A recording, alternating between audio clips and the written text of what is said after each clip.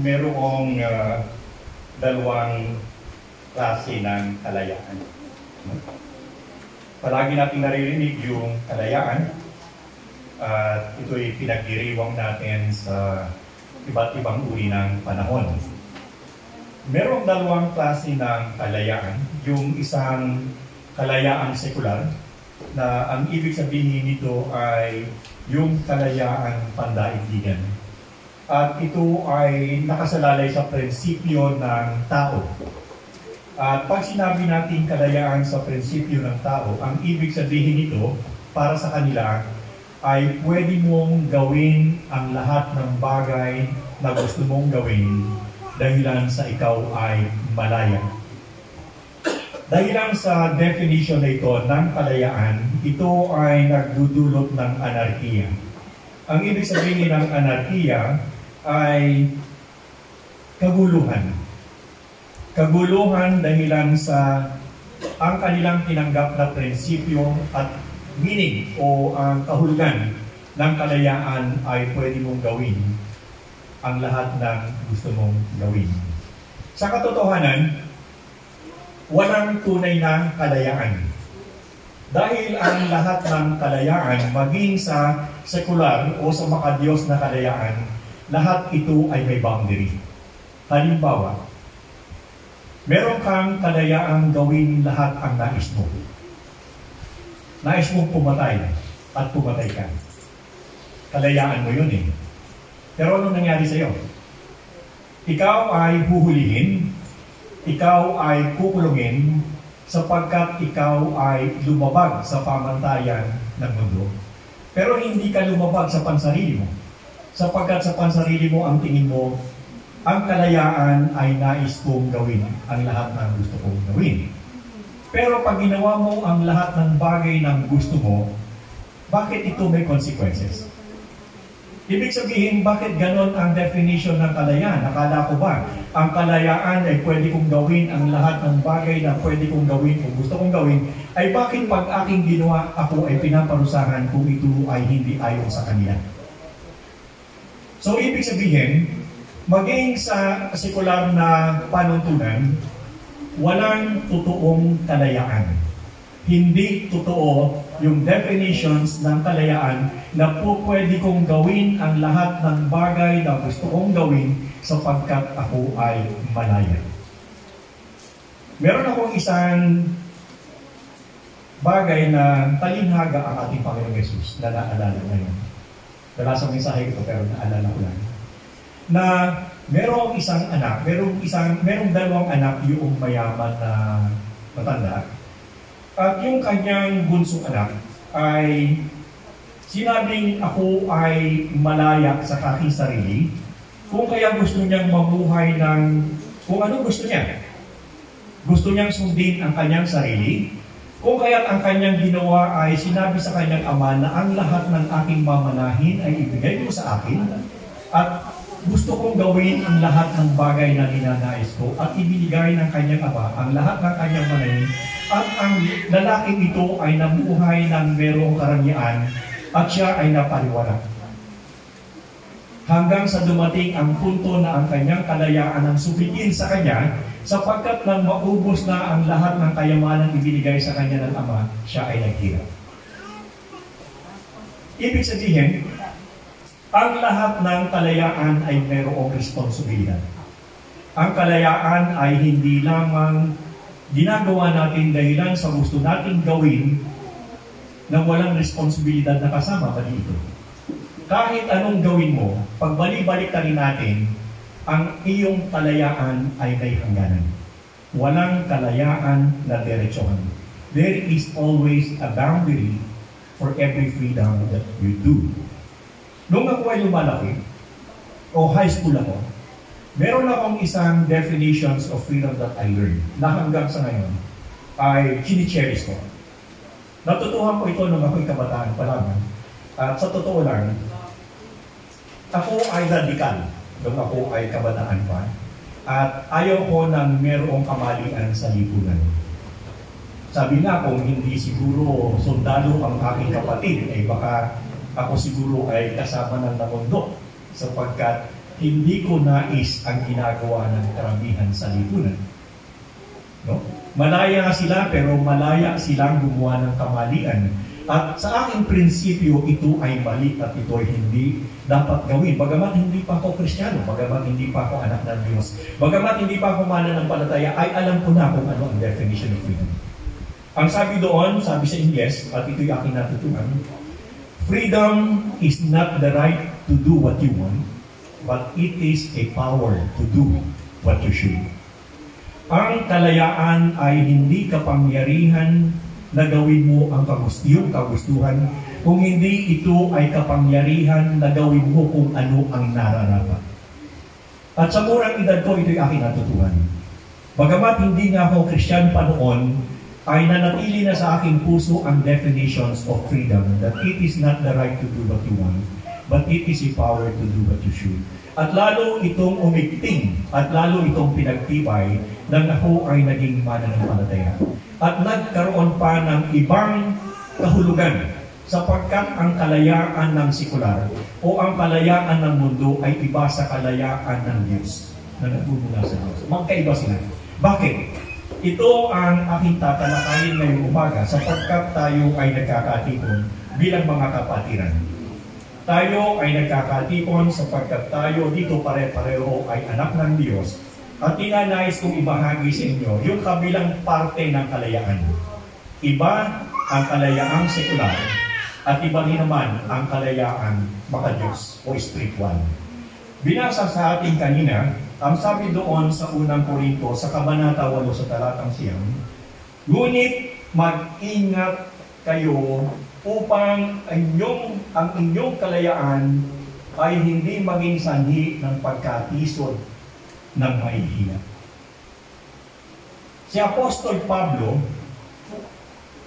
bagamat siya ay nagbibigay ng kanyang panghikayat sa mga mananampalataya, tatandaan natin lahat ng taong kinakausap ni Apostol Pablo at kanyang sinasabihan ng salitang ito, lahat ng sila ay mga tao na kung saan ay nakaranas ng pagbabago mula sa Panginoon. Ibig sabihin, yung mga taong sinasabihan ni Apostol Pablo sa pagkakataong ito ay mga mananampalataya ng Panginoon Yesus. Kung kaya ngayong umaga, ang aking mensahe sa inyo ay bilang kayo'y mananampalataya ng Panginoon. Hindi bilang isang mga sekular na tao o makataong makasanlibutan. Ako ay magbibigay ng paalala katulad ng paalala ni Apostol Pablo na sinasabihan tayo na ang ating kalayaan bilang mga anak ng Diyos ay hindi tunay na malaya. Bakit? Sapagkat ang ating kalayaan ay may boundary o may hangganan. Ano ang hangganan ng ating kalayaan? Ang sabi niya dito ay, ngunit mag-ingat kayo. Sinasabihan ni Apostol Pablo ang mga mananampalataya na mag-ingat kayo. Ano ang dapat pag-ingatan? Sinabi niya, upang ang inyong kalayaan ay hindi maging sanhi ng pagkakatisod ng mahihina. So, nasaan ang hangganan ng iyong kalayaan? Malaya tayo bilang mga anak ng Diyos na gawin natin hindi lahat ng bagay na ayon sa ating kagustuhan. Tayo ay malaya na gumawa ng anumang bagay, subalit ang kalayaan ito ay merong kalayaan na kung saan ay dapat nandoon sa realm o doon sa loob ng kalooban ng Diyos.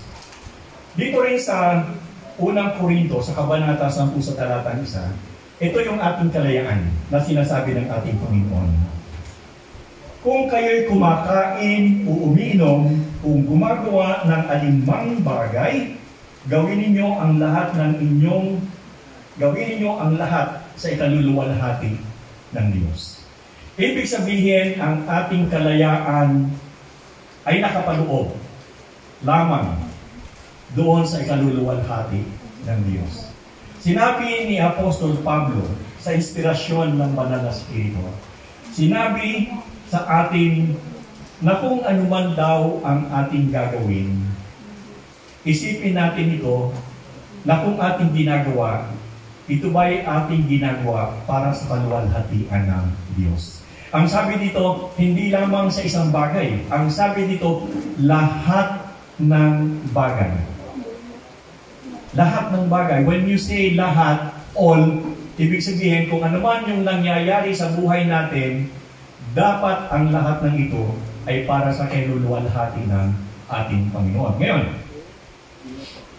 ano ang kinalaman nito sa kalayaan natin bilang mga anak ng Diyos? Una, tatandaan natin na ang ating kalayaan ay kaloob ng Diyos. Ito'y hindi lisensya upang gawin natin kung ano ang gusto natin gawin. At sinasabi ng Panginoon, kung tayo man daw ay gagawa ng anumang bagay, huwag tayong gagawa ng anumang bagay na ikatitisod ng ating kapatid. Anong ibig sabihin?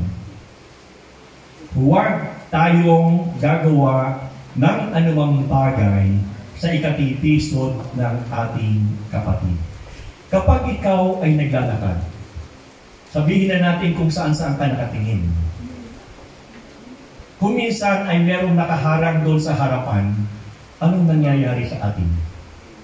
Tayo ay natitisod, at kung hindi maganda ang bagsak mo, ikaw ay masasaktan.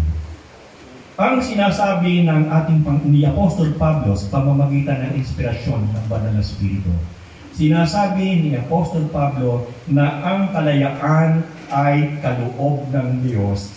Ito ay hindi lisensya para gawin mo sa ikatitisod ng iyong kapatid.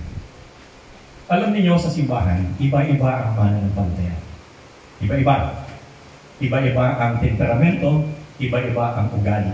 Bagamat dapat tayong lahat ay pare-pareho sapagkat tayong lahat ay dapat namumuhay sa pamamagitan ng iisang Espiritu. At sinabi kung anuman ang bunga ng Espiritu, dapat yon ay maging bunga natin. At kung lahat tayo ay mamumunga ng bunga ng Espiritu, lahat tayo ay pareho. Hindi ba? Love, joy, peace, patience, kindness, gentleness, meekness, humility, and self-control. Kung lahat tayo ay mamumuhay ng ganon, ibig sabihin boring. Kasi lahat tayo pareho. Pero nagkataon na bagamat ito'y kagustuhan ng Diyos, walang sino bang Kristiyano ang pareho. Merong Kristiyanong malakas sa pananampalataya at merong Kristiyanong mahina sa pananampalataya. Hindi pare-pareho. Meron namang mga Kristiyano na nasa gitna ang tibay ng kanilang pananampalataya. Ang nakalulungkot lamang at masamang tingnan, kung ikaw ay matagal ng Kristiyano, kumbaga sa tao, dapat ikaw ay lumalaki. Meron kang isang taon, nag-birthday ng 7 taon, nag-birthday ng 18 taon, nag-birthday ng 21 years old. Ibig sabihin, kung ikaw ay mananampalataya, dapat ikaw ay lumalago. Pero, hindi lahat ng Kristiyano, hindi lahat, kahit matagal na sa pananampalataya, kahit matagal na sa simbahan, parang isang matanda, pero dumedede pa rin ang gatas. Na siguro ang kanyang ginagamit ng lagayan ng gatas dahil malaki na siya ay galon, pagkatapos ito pa rin ay litsupon. Nakakita na ba kayo ng ganon? Na isang taong matanda na, pero merong siyang hawak na isang litrong bote, may tsupon at ang laman ay gatas, at ito pa rin ang kanyang dinidili. Anong tawag niyo doon? Di ba bonjing? Bonjing, di ba? At hindi lahat ng Kristiyano ay matibay. Maraming Kristiyano ang bonjing. At ito ang dapat natin ingatan sapagkat ang mga Kristiyano bonjing na ito ay madaling matisod. Bagamat matagal na sa pananampalataya, sila'y nananatiling mahina.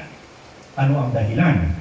Sapagkat kulang sila sa pagkain ng salita ng Diyos. Nananatili sila doon sa gatas ni hindi nila sinubukan o ayaw nilang kumain na utay-utay na matigas hanggang dumating sa punto na sila'y nakakakain ng karne. Tandaan niyo mga kapatid, hindi lahat ng kapatiran ay matibay. So ano ang gagawin mo kung ikaw ay merong kapatid na alam mong madaling matisod? Alam niyo, problema talaga ito eh. Lalo na kung ikaw ay isang matibay na mananampalataya, matagal ka nang nananampalataya, pero ang kasama mo ay mahina sa pananampalataya, hindi mo magawa ang gusto mong gawin dahilan sa ang inaalala mo ay ang iyong kapatid na mahina. Ito ay sinabi ni Apostol Pablo, mag-ingat kayo na ang inyong kalayaan ay maging sanhi ng pagkakatisod ng inyong mahinang kapatid. Anong gagawin mo sa mahina mong kapatid kung ayaw mong matisod sa sayo? Simple lang. Akayin mo. Turuan mo. Hanggang sa siya ay tumibay nang sa gayon nawawala ang takot mo na siya'y matitisod sa iyo. Maraming tao na nawawala sa simbahan. Marami. Dahilan sa ang pag-alis nila sa simbahan ay dahilan sa merong mga kapatiran na tama, merong kang kalayaan. Pero ang kalayaang ito ay hindi nakabase sa kalayaan na kung saan ay itinuturo ng Diyos. Bagamat sila'y mga mananampalataya, ang kanilang definitions of freedom o kalayaan ay nandoon pa rin sa definitions ng sanlibutan. Bilang mga anak ng Diyos, hindi ganito ang itinuturo ng Diyos sa atin. Tandaan nyo, ang kalayaan ay hindi lisensya na gawin ang iyong kagustuhan, matisod na matisod, pasensya ka, mahina ka. Alam niyo isang bagay ang ginagawa namin nung ako po ay naghahasat bilang isang sundalo.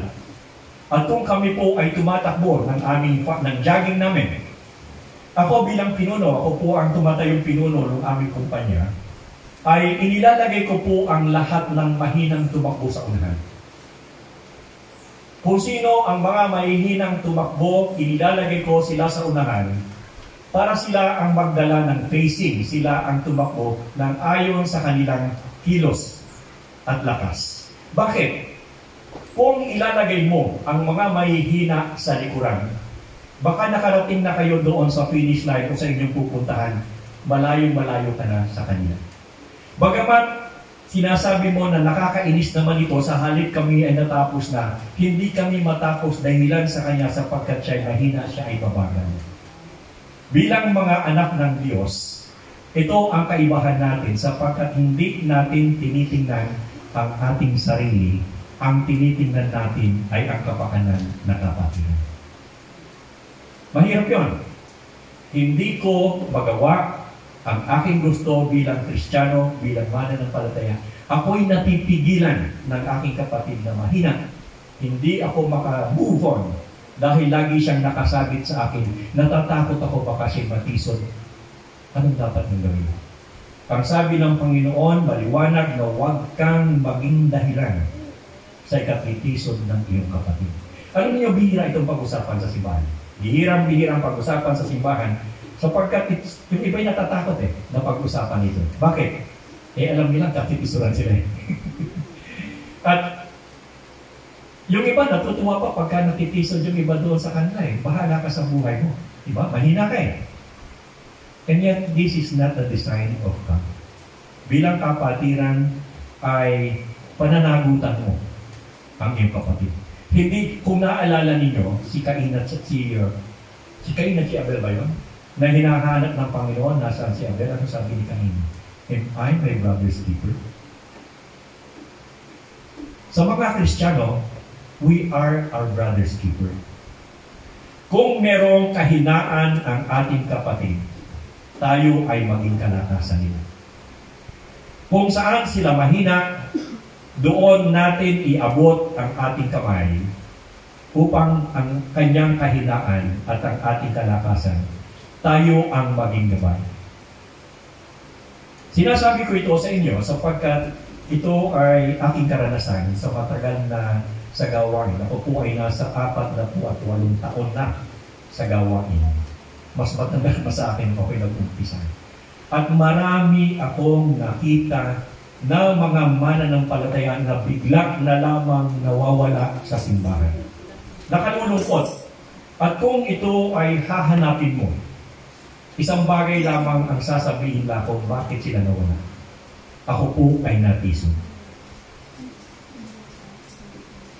Paano ka natisod? Yun pong isang bata, yung Sunday school po dun hindi po ako binati, hindi po nagmano sa akin, ako po ay natisod. Ibig sabihin, talaga matitisod ka. Biro mo, bata pinatulan mo. Pero sabi ko nga, merong bonding na Christian. Matanda na sa simbahan, pero pagdating sa pananampalataya ay walang paglaro.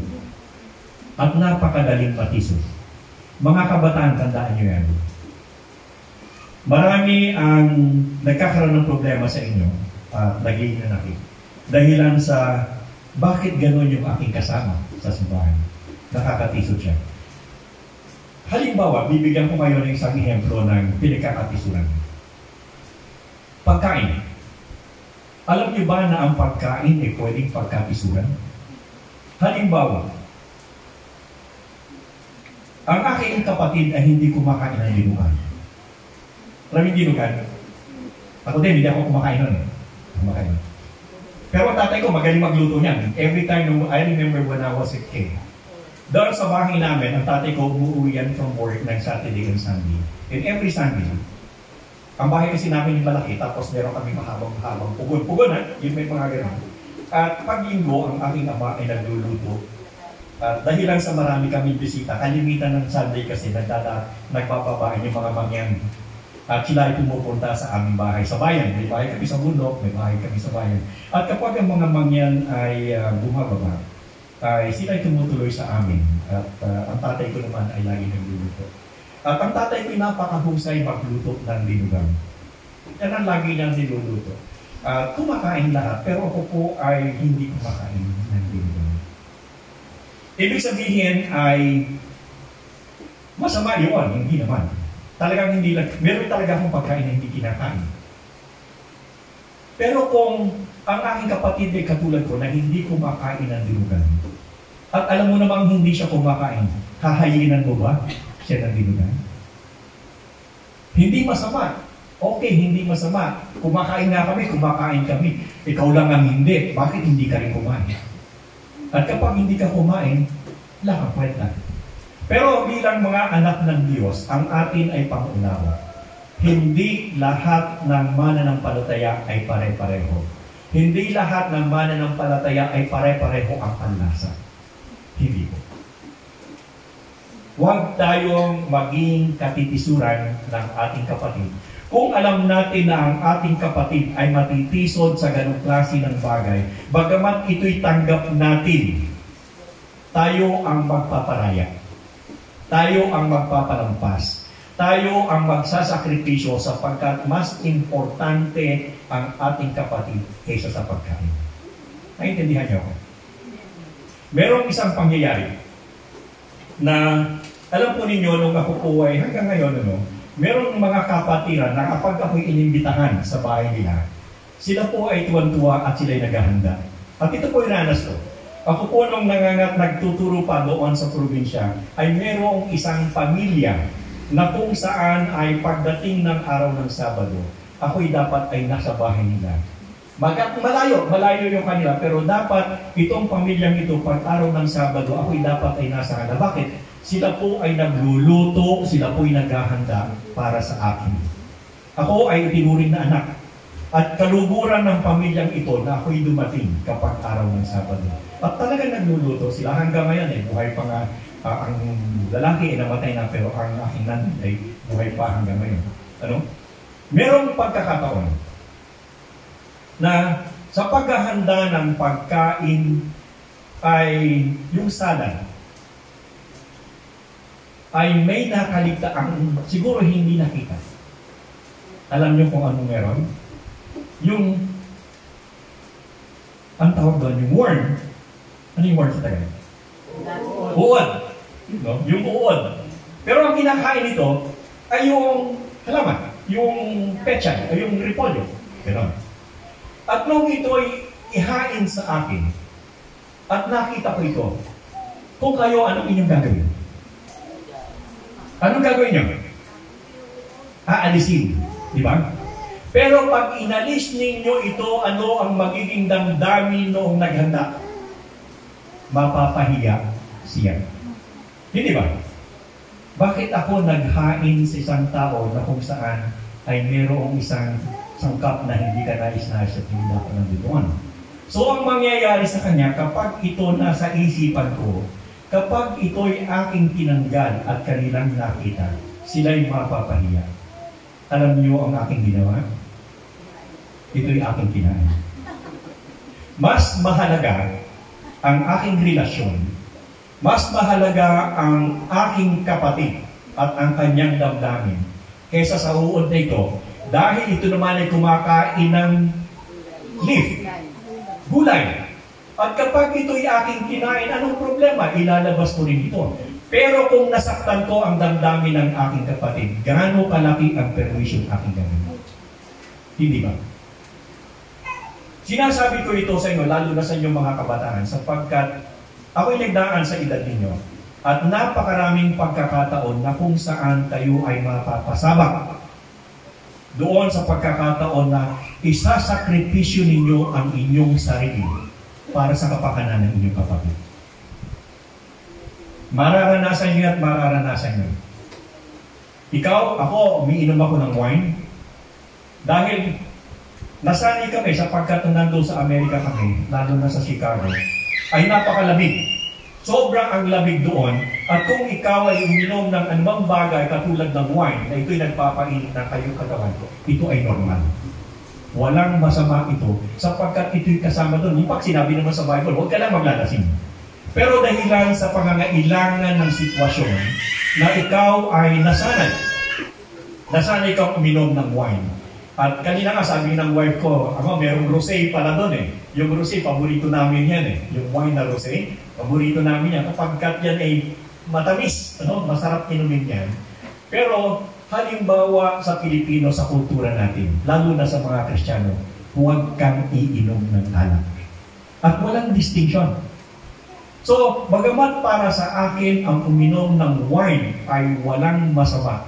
Pero kung ako'y may kasamang kapatid, at ang aking kapatid nito hindi niya naiintindihan kung ano ang aking naiintindihan, kahit anong kagustuhan ko ay hindi ko gagawin sapagkat mas mahalaga ang aking kapatid kaysa siya'y matismo. Naintindihan niyo? Ang sabi ng Panginoon ay huwag mong gamitin ang iyong kalayaan sa ikatitisod ng mahihina. Ang kalayaan ay hindi lisensya. Bagamat tayo mga anak ng Diyos. Ito'y hindi lisensya na ipagpatuloy natin kung ano ang ating kagustuhan bagamat ito'y ikatitisod ng iba. Isa pa, na magandang halimbawa na nakita ko, doon sa mga nagmamaneho ng sasakyan, meron tayong tinatawag na batas sa kalsada. Yung tinatawag na right of way. Alam niyo ba na there is no such thing as right of way? Halimbawa, right of way ako, itinuloy ko, ay nabangga ako ng tao na hindi marunong ng right of way. Anong nangyari sa'yo? Tama ka nga, nasa tamang lugar ka, nag-right of way ka, pero anong nangyari sa sakyan mo? Sira din, di ba? So, nasan yung right of way mo? Samantalang kung ikaw, sa tingin mo, ikaw ang nasa right of way, pero nakita mo na yung isang driver ay walang patumangga sa kanyang pagmamaneho, sino ang dapat magbigay kung ayaw mong maperwisyo ka? Di ba ikaw? Just the same being the child of God, it is for us to always do the sacrificial thing for the sake of our weak brothers and sisters. Tandaan nyo yan. Hindi masama ang nagpaparaya. Hindi masama ang akalain na ikaw ay mahina. Sapagkat ang kahinaan ay hindi nakikita sa pisikal o sa sitwasyon, kundi ang kahinaan ay kung hindi ka marunong magpaubaya katulad ng hinihingi ng Diyos na ikaw ay maging katulad niya. Humility is an aspect that God is always expecting from us. Dahilan sa kung hindi naging mababa ang Diyos, wala tayong lahat dito. Okay? So nakita natin dito na ang kalayaan pala ay hindi totoo na pwede kong gawin ang lahat ng bagay na aking gusto basing on the definitions of earthly sa mga mundong kadahilanan. So, even in the social media, di ba sinabihan ko iba sa inyo, free kayo na mag-TikTok kayo dyan, di ba? But when you look at it, buong mundo ang makakakita sa inyo. Hindi lahat ng tao ay iisa ang opinion. Sa lahat ng bagay ng ginagawa mo, mayroong negative, positive opinion. Sa tingin ng iba, tama ka. Sa tingin ng iba ay hindi. Pero tatandaan nyo, hindi ang mga hindi mananampalataya ang magbibigay ng hatol sa inyong ginagawa. Mananampalataya ka, hahatulan ng hindi mananampalataya ang iyong ginagawa. Bakit? Sapagkat ikaw mismo ang naglagay ng sarili mo sa sitwasyon. So, sinasabi ko pa nga nakalimitan. Yung TikTok na ginagawa niyan is an algorithm na ginagamit ng intelligence community. Kaya alam nila kung ano ang ginagawa mo, alam nila kung nasaan ka, kung ikaw ay kanilang hahanapin. Because you have exposed yourself to them. I think sa Amerika hindi pinapayagan ng TikTok. At even ang mga military people, they are not allowed to do it. Because it will only expose yourself. At pag nakita nyo yung nag-TikTok, puro ewan mo kung ano yung pinagagawa, nagtututuwad tapos nag-twerking, di ba? Kalimitan doon sa TikTok, ganun ang pinagagawa nila. At kung ikaw ay mananampalataya, gagawin mo yun, anong iahapon sa iyo ng hindi mananampalataya? Di ba? Ang pangit, nakakahiya. That is not designed for us because hindi tayo ginawa ng Diyos para sa ganun mga sitwasyon. Huwag ipagpilitan ang tama kung ito'y magiging sanhi ng pagkakatisod. Kung minsan, tama naman ang ginagawa ko eh. Ba? Anong pakialam ko sa kanya? Bahala siyang mag-adjust, ba't ako mag-adjust sa kanya? Bilang mga anak ng Diyos, hindi natin dapat ipagpilitan ang ating sarili kung ito'y magiging sanhi ng pagkakatisod. Ito ang pinag-uumpisahan ng awayan sa simbahan. Kapag ang lahat ay marunong, wala nang bobo. Kasi lahat marunong. Huwag mong ipagpilitan ng iyong sarili kung ikatitisod ng iyong kapatid. Ito talaga, sanhi ng problema sa simbahan. Maraming simbahan ang nakakahati-hati. Maraming simbahan ang naghihiwa-hiwalay. Dahilan lamang sa ang mga pinuno ay laging ipinagigit-gitan kung ano ang kanilang sarili, ipinagigit-gitan kung ano ang tingin nila ay tama, bagamat ito ay kinatitisod ng iba. Mahirap yun. Mahirap yan. At ang mga Pilipino, tatandaan nyo, ang mga Pilipino ay hindi alienated. Kahit hindi mananampalataya, lalo sa hindi mananampalataya, hindi sila alienated dito sapagkat yung opinion mo, lalo na kung opinionated person ka. At maraming Kristiyano ang opinionated person. Napakarami. At kapag ipinagitan mo ang iyong kagustuhan, anong nagiging kalalabasan nito, kaguluhan, paghihiwalay. Nung kami nandoon sa ibang bansa, ng aking asawa, may nagtayo ng isang grupo, I think Lions Club. Mga Pilipino to, nagtayo ng Lions Club. Isang Lions Club. Nung huli na balitaan ko, 7 na yung Lions Club. Naging 7 na sila, yung isa naging 7. Bakit? Alam niyo, merong mga tao na, alam niyo yung sa English na everybody is the chief, no one is Indian. Lahat ay pinuno, walang tagasunod. At yan yung galing ng mga Pilipino. Kapag nag-eleksyon sa isang organisasyon, hindi siya naiboto at siya'y natalo, gagawa ng panibagong organisasyon para siya i-presidente. Sumunod na naman ay siya nag-eleksyon, yun namang isang tumakbo na kalaban ay natalo. Ayaw magpatalo, anong ganyan? Nag-split na naman at nagawa ng panibagong organisasyon. At ito'y ugali ng mga Pilipino. Ugali dito ng mga Kristiyano sa simbahan. Kaya napakarami ng simbahan eh. Di ba? Tayo ba split? Split ba tayo ng kabila? Ano tayo? Outreach. Tandaan nyo, outreach tayo o hindi tayo split.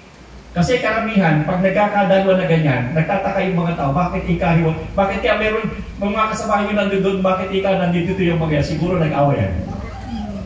Di ba? Ganyan ang laging kaisipan, pero kabutihan natin, tayo ay hindi split, tayo ay outreach. At walang split sa atin, ano? Kung hindi Kristiyano yung boyfriend mo, yun, mag-split kayo. Kasi hindi ayon sa Panginoon yan. So, ibig sabihin, sinasabi sa atin ng Panginoon, doon sa Roma, Kabanata 14, sa talatang 20 hanggang 21, huwag mong sirain ang gawa ng Diyos dahil lamang sa pagkain. Totoo na ang lahat ng bagay ay malinis kulit masama kung dahil sa pagkain ay natitisod ang tao. Mabuti nang huwag kumain ng karne o uminom ng alak o gumawa ng anumang bagay sa ay titisod ng iyong kapatid. At wala yung sinasabi. At hindi ito opinion, ha? Tandaan nyo. This is not an opinion. This is not just a regular comment. This is the word of the Lord. Ang Panginoon ang nagsasabi sa atin, huwag tayong maging dahilan sa ikatitisod ng ating kapatid. Kung kinakailangan mong tumahimik para lamang huwag matisod ang ating kapatid, bagamat alam mong ikaw ay tama, bahala na yung Panginoon sa kanya kasi marunong naman magturo ang Diyos.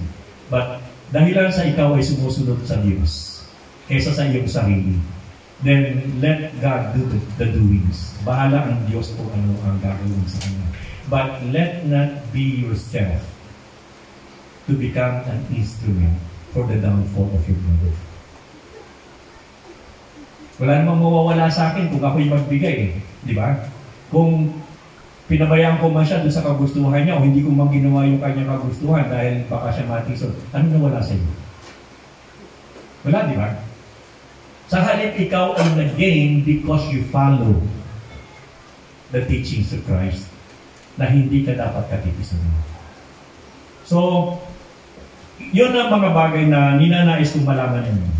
Na huwag tayong maging katitisuran, ito ay hindi lisensya, yung ating kalayaan. Kasi last week na natin ito, nakalayaan, sa September, we will have again another topic. At nung isa ang aking sinabi ay yung kalayaan na positive side, but I'm doing now the kalayaan on the negative side. Because hindi lamang plus ang kalayaan, there are also negative side ng kalayaan. At ang negative side ng kalayaan is do not do things even though you are free if it will become a stumbling block to your brother. Then you are not free.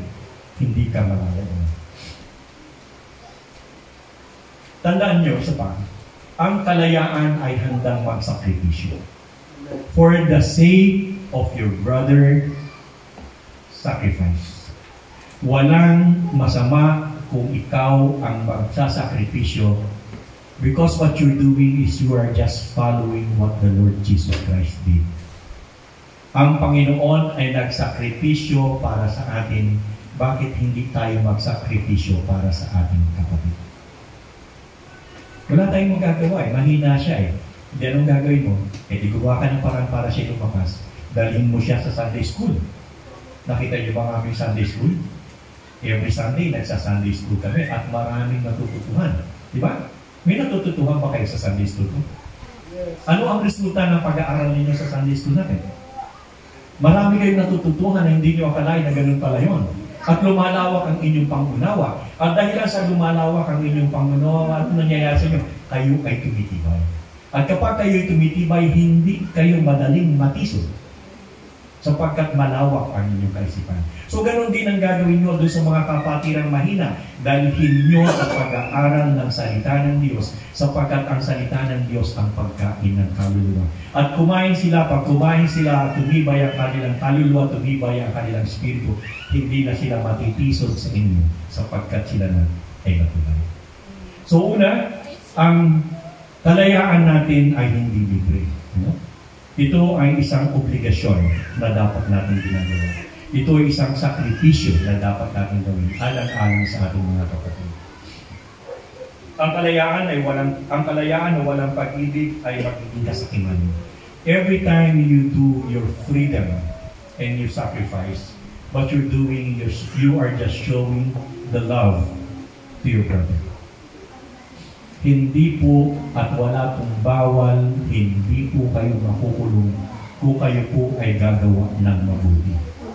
Meron na ba kayong nakita na ikinulong dahil sa paggawa ng mabuti, lalo na sa kapatiran? Ang ikinukulong lamang po ay yung gumagawa ng masama sa ibang tao. But if you will be doing good things para sa kapatiran natin, pag hindi sa kapatiran, tandaan nyo, hindi po kayo kukulungin. And since there is no law na nagbabawal sa paggawa ng mabuti, samantalahin ninyo. Diba? Samantalahin ninyo ang maging mabuti, lalo na sa kapatiran, sapagkat hindi kayo kukulungin. Walang batas na nagbabawal sa paggawa ng mabuti, lalo na sa inyong mga kapatid. Bagkos ito'y hinihikayat ng Diyos. So ngayong umaga, simple lang ang panawagan sa atin. Bagamat tayo mayroong kalayaan, bagamat pwede natin gawin ang gusto natin gawin, kung ang ating kalayaan ay magiging dahilan sa ikatipiso ng ating kapatid, nandoon yung sinasabing sacrifice. Huwag nating pairalin ang sarili nating kalayaan para matapakan ang kalayaan ng iba. Kung ang iyong kalayaan ay nakakatapak sa kalayaan ng iba, bagamat sila ay mahina, it is no longer freedom. We are only free to do what is the will of God. Anumang bagay na ating ginagawa, kumakain man tayo, o umiinom, o whatever we do in life, gawin po natin ito para sa kaluluwan natin ng ating po Panginoon. Maraming salamat.